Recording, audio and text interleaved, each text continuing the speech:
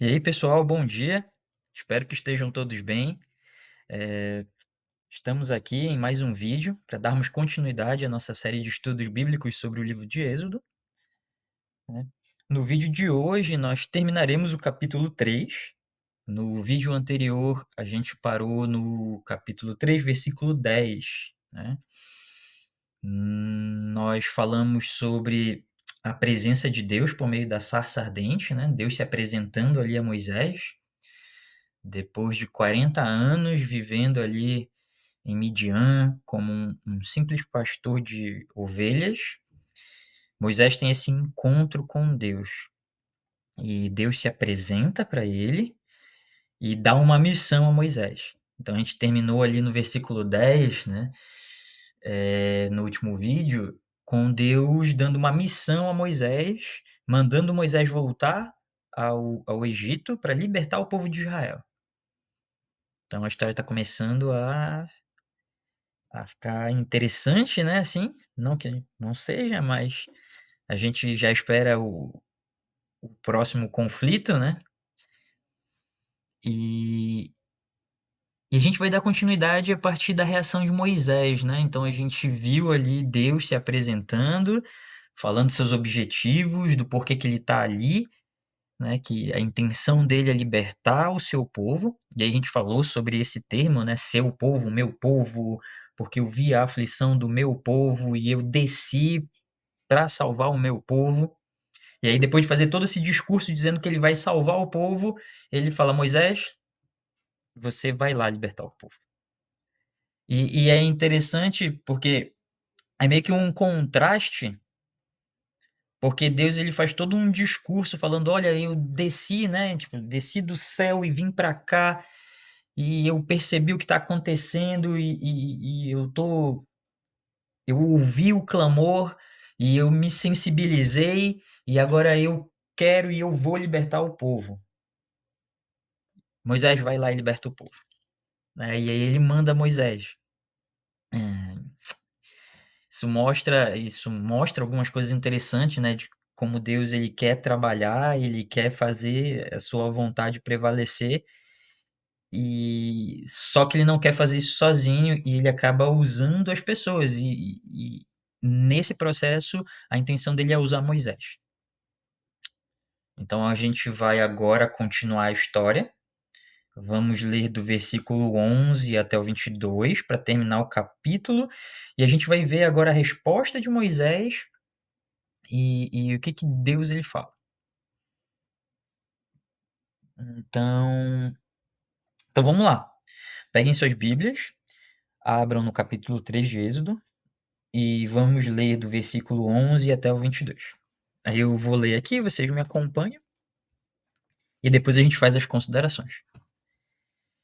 Então diz assim, versículo 11, né? Depois que Deus mandou Moisés ir até o Egito para libertar o povo, Moisés ele responde da seguinte maneira: Moisés, porém, respondeu a Deus: Quem sou eu para apresentar-me ao Faraó e tirar os israelitas do Egito? Deus afirmou: Eu estarei com você. Esta é a prova de que sou eu quem o envia. Quando você tirar o povo do Egito, vocês prestarão culto a Deus neste monte. Moisés perguntou: Quando eu chegar diante dos israelitas e lhes disser: O Deus dos seus antepassados me enviou a vocês, e eles me perguntarem qual é o nome dele, que lhes direi? Disse Deus a Moisés: Eu sou o que sou. É isto que você dirá aos israelitas: Eu sou, me enviou a vocês. Disse também Deus a Moisés: Diga aos israelitas: O Senhor, o Deus dos seus antepassados, o Deus de Abraão, o Deus de Isaque, o Deus de Jacó, enviou-me a vocês. Esse é o meu nome para sempre, nome pelo qual serei lembrado de geração em geração. Vá, reúna as autoridades de Israel e diga-lhes: O Senhor, o Deus dos seus antepassados, o Deus de Abraão, de Isaque, de Jacó, apareceu a mim e disse: Eu virei em auxílio de vocês, pois vi o que tem sido feito a vocês no Egito. Prometi tirá-los da opressão do Egito para a terra dos cananeus, dos hititas, dos amoreus, dos ferezeus, dos efeus e dos jebuseus, terra onde há leite e mel com fartura. As autoridades de Israel o atenderão. Depois você irá com elas ao rei do Egito e lhes dirá: O Senhor, o Deus dos Hebreus, veio ao nosso encontro. Agora deixe-nos fazer uma caminhada de 3 dias, adentrando o deserto, para oferecermos sacrifícios ao Senhor, o nosso Deus.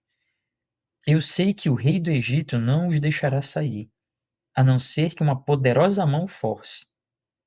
Por isso estenderei a minha mão e ferirei os egípcios, com todas as maravilhas que realizarei no meio deles.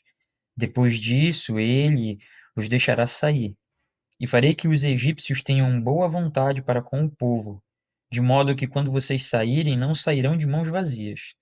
Todas as israelitas pedirão às suas vizinhas, e as mulheres que estiverem hospedando em casa, objetos de prata e de ouro e roupas que vocês porão em seus filhos e em suas filhas. Assim vocês despojarão os egípcios. Amém. É isso aí. Olha só, né? Então vamos lá, vamos para as considerações, né? Vamos começar pela resposta de Moisés, né? Então, logo em seguida, né? Logo depois que Deus manda Moisés ir até o Egito, né? Logo depois, ele responde com uma pergunta, né? Curioso, isso vai acontecer muito, né? Essas respostas seguidas de perguntas. Então, olha só. Ele pergunta: quem sou eu? Né? Quem sou eu para ir até o Egito e libertar os israelitas? Quando a gente vê estudos bíblicos falando sobre Moisés, ou então, né, a gente vê comentários bíblicos referentes a essa resposta de Moisés, normalmente o pessoal vai pela vertente da humildade, né? E não que eu questione, né? Não que eu questione isso. Eu acho que tem sim um toque de humildade ali de Moisés, né? Afinal, depois de 40 anos no deserto, né? Depois imagino que ele deva ter refletido muito sobre a vida e tudo mais. Acredito que tem sim nessa pergunta um toque de humildade, mas eu acredito que também tem muito um toque de medo, né? Que as pessoas costumam falar assim: ah, Moisés foi muito humilde quando falou isso, né? Porque quem é ele para ir lá libertar o povo? Né? Ele não é ninguém, ele entende a posição dele, né? A gente acredita que depois de todo esse tempo, né, de tudo que aconteceu na vida dele, ele aprendeu uma lição de humildade, mas eu acredito que também tem muito um toque de medo, porque Moisés, ele sai do Egito como um foragido, né, de um crime muito grave, com uma sentença de morte, e também porque o Egito, embora tenha sido o lar dele durante muito tempo, provavelmente deve trazer para ele muitas lembranças de angústia, porque o Egito sempre foi um local onde a gente imagina que Moisés nunca se sentiu muito à vontade, né? Sendo um hebreu, nascido na situação em que ele nasceu, né? De um decreto ali onde deveria ter morrido, e aí ele foi resgatado pela filha do faraó, foi criado como um príncipe do Egito, mas que nunca se descobriu mesmo como parte do povo egípcio e também nunca se entendeu muito bem com a sua origem judaica, né, com sua origem israelita. Então, eu imagino que para ele o Egito simbolizava confusão, uma vida difícil, um negócio onde ele não se sentia acolhido, porque ele não era 100% egípcio, mas também não era 100% israelita, ele não era visto pelos seus irmãos israelitas como parte do povo, e também provavelmente era visto com maus olhos pelos egípcios, e aí quando ele foge e vai para o deserto e depois constrói toda uma vida com uma esposa, com filhos, com um trabalho, com um sogro que acolhe ele, né? Eu imagino que para ele, naquele momento, Midian era o lar dele. Então, voltar para o Egito relembrava ele de todas as suas origens e todos os problemas que ele passava. Então, eu acredito que além da questão da humildade, né, de não se sentir é, digno ou a pessoa correta para a missão, acredito que ele também sentia muito medo de voltar para lá e reviver e encarar tudo aquilo que fez parte da vida dele e que foi é, provavelmente uma coisa muito angustiante para ele. Então, eu acredito sim que quando ele fala, né, que quando ele pergunta quem é ele para fazer esse tipo de serviço, eu acredito que tem sim muito de humildade, mas principalmente muito de medo, muito de reviver aquela realidade, né? Então, esse é o primeiro ponto que eu queria destacar.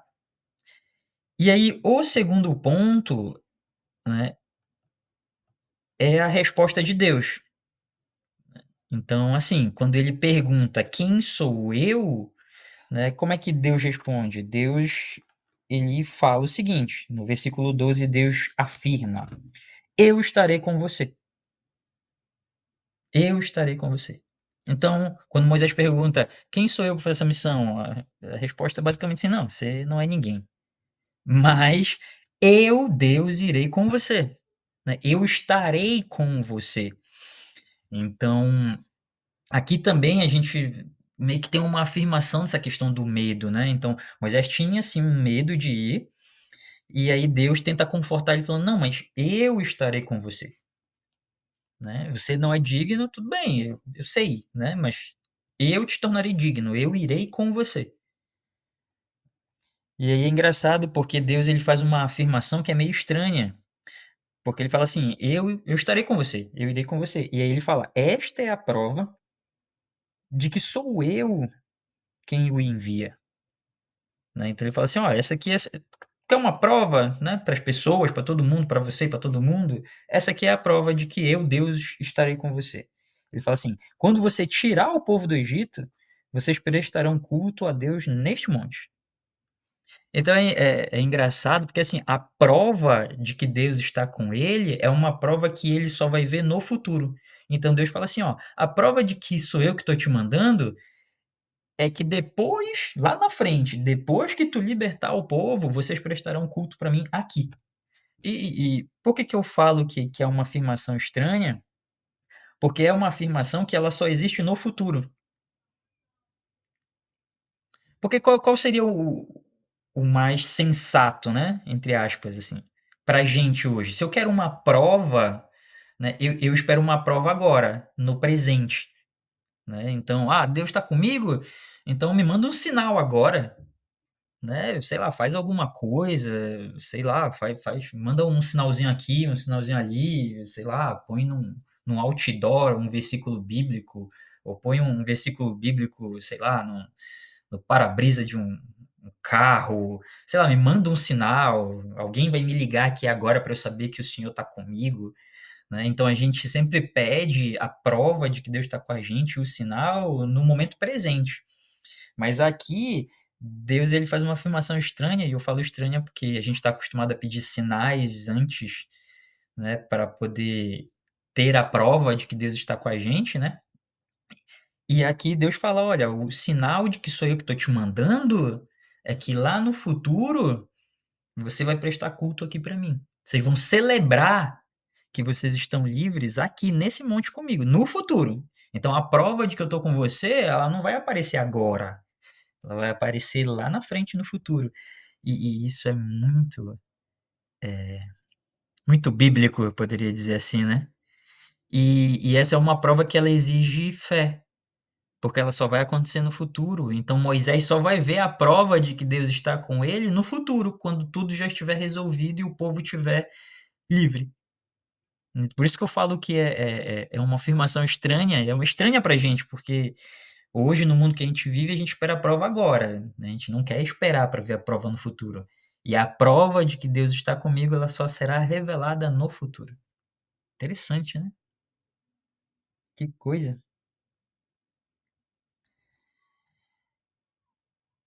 E aí Moisés, acho que talvez ele entenda isso, e talvez ele também ache estranho, né? Tipo assim, poxa, mas eu só vou ter a prova de que é o Senhor mesmo que está me enviando lá na frente, não, mas isso não vai dar certo, né? E aí ele segue para mais uma pergunta, né? Mais um questionamento. Versículo 13. Moisés pergunta: quando eu chegar diante dos israelitas e lhes disser, o Deus dos seus antepassados me enviou a vocês, e eles me perguntarem qual é o nome dele, que direi? Né? Então Moisés ele tá ali preocupado, né? De novo o medo, né? Ele vai lá libertar os israelitas e aí quando ele chega lá com os israelitas e fala, ó, Deus me enviou, eles vão querer, tipo, testar, né? Perguntar assim, não, qual é o nome do Deus então?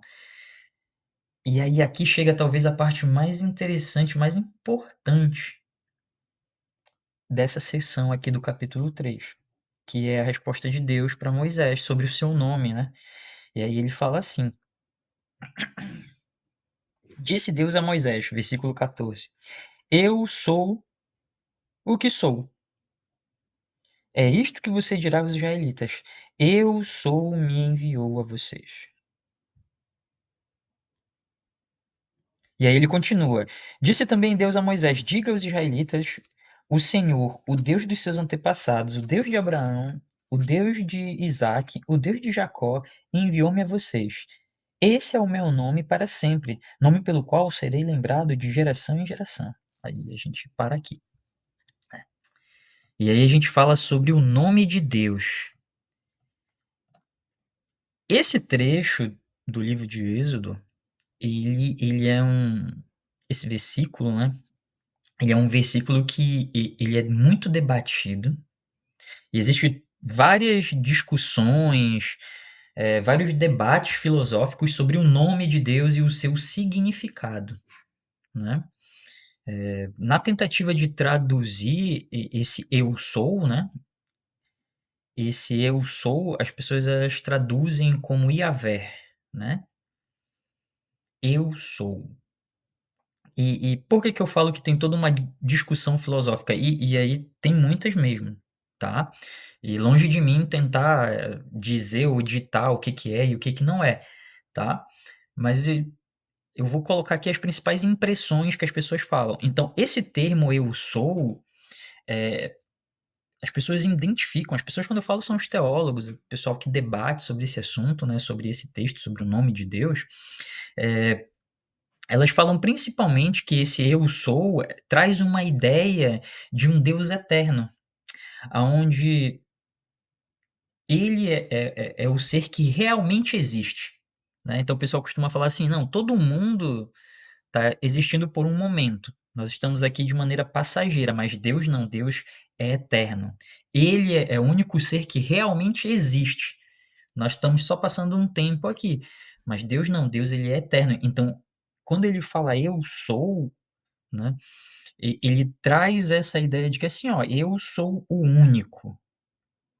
Eu sou o Deus eterno, aquele que realmente existe, aquele que é a fonte da existência. Por isso que eu falei que é todo um debate filosófico, porque essa palavra, né, que aí não vou nem tentar falar no hebraico porque eu não sei, né? Mas se você der uma pesquisada no Google, você vai ver assim que é um termo que ele é utilizado só para descrever a Deus. Nenhuma outra pessoa, nenhum outro ser, nada na Bíblia é descrito com essas palavras. E essas palavras, elas trazem realmente essa ideia de eternidade, de alguma coisa que está além de tudo. É um termo, esse eu sou é um termo que dita assim, ó, que tudo pode passar, mas o eu sou não, o eu sou, ele existe, sabe? Tá? E aí, esse eu sou, ele é um termo, né, que as pessoas costumam a traduzir como Yahvé, né? Ele é um termo que ele é conhecido pelos israelitas, então não é uma palavra desconhecida. Então, quando Moisés for falar isso para o povo ele vai reconhecer o termo, tá? Então, em Gênesis, a gente vê esse termo sendo utilizado, tá? Só que qual é a ideia que se tem quando você lê o texto? É que as pessoas elas entendem a palavra, mas não entendem o seu significado, certo? Elas não entendem o seu real significado. Então, só para vocês terem uma ideia, a gente vai fazer uma comparação, né? Porque tem um outro momento mais para frente em que Deus ele volta a esse assunto do nome dele. E aí eu quero que a gente dê uma lida nesse momento aqui, que é o versículo 3 do capítulo 6 de Êxodo. Então vamos lá, capítulo 6, versículo 3 de Êxodo diz assim: Aparecia a Abraão, a Isaque e a Jacó como o Deus Todo-Poderoso, mas pelo meu nome, o Senhor, não me revelei a eles. Então olha só, né? No capítulo 6, é Deus falando, né, que quando ele se apresentou para Abraão, Isaac e Jacó, ele se apresentou como o Deus Todo-Poderoso. E aí a gente também pode, esse Deus Todo-Poderoso, né, em hebraico, o pessoal costuma traduzir como El Shaddai, né?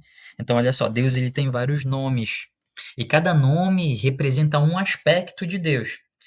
Então, aqui no capítulo 6, Deus ele fala assim, ó, os seus antepassados, Abraão, Isaac e Jacó, eles conheceram um aspecto meu, que é o aspecto do Deus Todo-Poderoso, né? O Deus do infinito, o Deus que é capaz de fazer tudo, né? O Deus onipotente. Mas pelo meu nome, né? Qual o nome? O nome Iavé, né? O eu sou. Pelo eu sou, pelo nome Iavé, por esse aspecto, eles não me conheceram. Então vamos lá, só ler de novo, só para a gente fixar. Tá? Aparecia a Abraão, Isaque e a Jacó como o Deus Todo-Poderoso, que o pessoal normalmente traduz como El Shaddai, né? Que traz esse aspecto do Deus infinito, onde tudo é possível, um Deus de onipotência, um Deus poderoso. Né? Mas, pelo meu nome, o Senhor, né? Não me revelei a eles. Esse termo "o Senhor" é o mesmo termo que é utilizado aqui no capítulo 3 para dizer "eu sou". Então, o "eu sou" pode ser traduzido também como Senhor, Yahvé. E cada nome, ele traz um aspecto diferente de Deus. Então, por exemplo, o nome El Shaddai traz esse aspecto do Deus mais poderoso, onipotente, aquele que é capaz de fazer grandes milagres, de mover montanhas, de controlar os ventos, né? Aquele Deus realmente aquele aspecto de poder. E o Eu Sou, que é outro nome para Deus, que também a gente pode traduzir como Yahvé, né? Esse nome, ele traz outro aspecto de Deus, que é o aspecto do Deus que ele é um Deus de proximidade, um Deus pessoal, um Deus de aliança, um Deus de intimidade, aquele Deus que ele se envolve com o ser humano. Então, olha só que interessante. Quando Moisés pergunta o nome de Deus, Deus ele não dá o nome de El Shaddai. Ele não se apresenta para Moisés como o Deus todo-poderoso, onipotente, né, que sou capaz de fazer todas as coisas. Ele não se apresenta assim, embora ele seja. Ele não se apresenta assim. Ele quer apresentar para Moisés e para o povo de Israel um outro aspecto do seu caráter, não o de Deus Todo-Poderoso. Ele quer mostrar o Yahvé, o Eu Sou, que é aquele Deus de proximidade, que é o Deus de intimidade. Então, no capítulo 3, Deus está se apresentando de uma maneira diferente, não mais como o Deus Todo-Poderoso. Ele é o Deus Todo-Poderoso, mas ele não quer se apresentar assim. Ele quer se apresentar como um Deus de proximidade, um Deus íntimo, que se envolve, que se faz presente. E isso faz total sentido com o que Deus ele fala logo no início, que ele fala assim, ó, eu desci do céu, e a gente conversou sobre isso no vídeo anterior, que essa ideia de descer é uma ideia de se aproximar. E quando ele fala o meu povo, né? Ele também é um outro termo de aproximação. Então, o que a gente vê no capítulo 13? A gente vê um Deus que está tentando se apresentar como um Deus pessoal, um Deus que busca intimidade, um Deus que ele quer andar contigo, ele quer ficar do teu lado. E ele fala isso para Moisés, ele fala: "Não, eu estarei contigo". Ah, qual é o meu nome? O meu nome é Eu Sou, o meu nome é Iavé, o meu nome é Deus de proximidade, Deus de intimidade. O meu nome é o Deus que vai andar com você. O que é uma realidade diferente dos deuses daquela época. Porque se você for procurar em outras mitologias, os deuses eles sempre estão longe das pessoas. Eles sempre estão numa montanha, eles sempre estão no céu, eles sempre estão lá longe. E é o ser humano que tem que correr atrás dele, é o ser humano que tem que fazer o esforço para ir até Deus, até os deuses daquela época. Mas o Deus de Israel, ele é diferente, ele é um Deus que ele procura intimidade. Então, ele desce, ele anda comigo, né? Então, o Deus do Êxodo, ele se apresenta como um Deus que faz questão de estar do seu lado, de estar próximo de você, né? E ele fala aqui, e isso daqui é muito legal, né? Que no versículo 15 ele fala assim: Esse é o meu nome para sempre, nome pelo qual serei lembrado de geração em geração. Então Deus ele não quer ser lembrado como, tá, talvez não. Ele, a preocupação dele não é ser lembrado como o Deus Todo-Poderoso. A preocupação dele é ser lembrado como um Deus íntimo, um Deus que anda com você, um Deus que está do seu lado. E ele fala aqui, ele fala assim, ó, é por esse nome que vocês lembrarão de mim. Não porque eu sou o Todo-Poderoso, porque ele é o Todo-Poderoso, né? Mas ele não quer ser lembrado assim. Ele quer ser lembrado como um Deus pessoal, um Deus que desce do céu para estar do teu lado, um Deus que anda contigo. Ele quer ser lembrado assim. E ele fala: Esse é o nome pelo qual serei lembrado. E esse nome, além dele significar proximidade, ele também significa um Deus que é eterno. Então, essa proximidade, essa intenção de ser íntimo de você, de estar do seu lado, é uma intenção eterna. E isso me lembra até Apocalipse, né? Porque no final de Apocalipse, uma das promessas do livro de Apocalipse é que no final Deus ele viverá com a gente, né? Então Deus ele promete, né? E eu serei o seu Deus e eu viverei com eles. Então, repara que desde o Êxodo até o Apocalipse, a gente percebe essa vontade de Deus de, de estar presente, né? De estar do nosso lado, de ser realmente um Deus de intimidade. E isso daí para mim, assim, é a melhor parte do capítulo 3. Entender que Deus ele tem essa vontade de ser reconhecido como um Deus de proximidade. Ele não está longe, ele está perto, ele está do seu lado, né? Ele busca por você. Então isso é muito bacana, tá? Yahvé, o Deus do amor e do cuidado. Muito bem. E aí seguimos agora. E agora não tem questionamento mais de Moisés, porque aí Deus ele já começa a emendar um monte de coisa. Então ele se apresenta, ele apresenta o nome dele, ele apresenta as intenções dele. Então ele está se apresentando para Moisés, e Moisés ele está conhecendo agora Deus, né? Conhecendo de verdade, porque Moisés provavelmente ouviu falar de Deus, mas ele nunca havia conhecido a Deus, e agora ele está conhecendo. E aí continua no versículo 16. Deus continua falando, ele diz assim, ó: Vá, reúna as autoridades de Israel e diga-lhes: O Senhor, o Deus dos seus antepassados, o Deus de Abraão, de Isaque e de Jacó, apareceu a mim e disse: Eu virei em auxílio de vocês, pois vi o que tem sido feito a vocês no Egito. Prometi tirá-los da opressão do Egito para a terra dos cananeus, dos hititas, dos amoreus, dos fariseus, dos fariseus, dos efeus e dos jebuseus, terra onde há leite e mel com fartura. Então aqui, né, Deus ele meio que está enviando Moisés como um emissário, vai lá, fala com eles e diz que eu, Deus, estou indo socorrê-los e que eu fiz uma promessa que levaria vocês até uma terra que uma terra de leite e mel, né? Uma terra farta, de fartura. Essa promessa, ela foi feita a Abraão, né? Então Deus agora está falando que, olha, aquela promessa que eu fiz a Abraão, eu cumprirei agora. Muito bem. Então essa promessa, ela será cumprida agora, né? E aí Deus ele continua falando, no versículo 18 ele vai e fala: as autoridades de Israel o atenderão.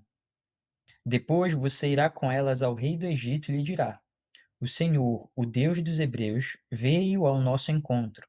Agora deixe-nos fazer uma caminhada de 3 dias, adentrando o deserto, para oferecermos sacrifícios ao Senhor, o nosso Deus. Eu sei que o rei do Egito não os deixará sair, a não ser que uma poderosa mão o force. Por isso estenderei a minha mão e ferirei os egípcios com todas as maravilhas que realizarei no meio deles. Depois disso, ele os deixará sair. E farei que os egípcios tenham boa vontade para com o povo, de modo que quando vocês saírem, não sairão de mãos vazias.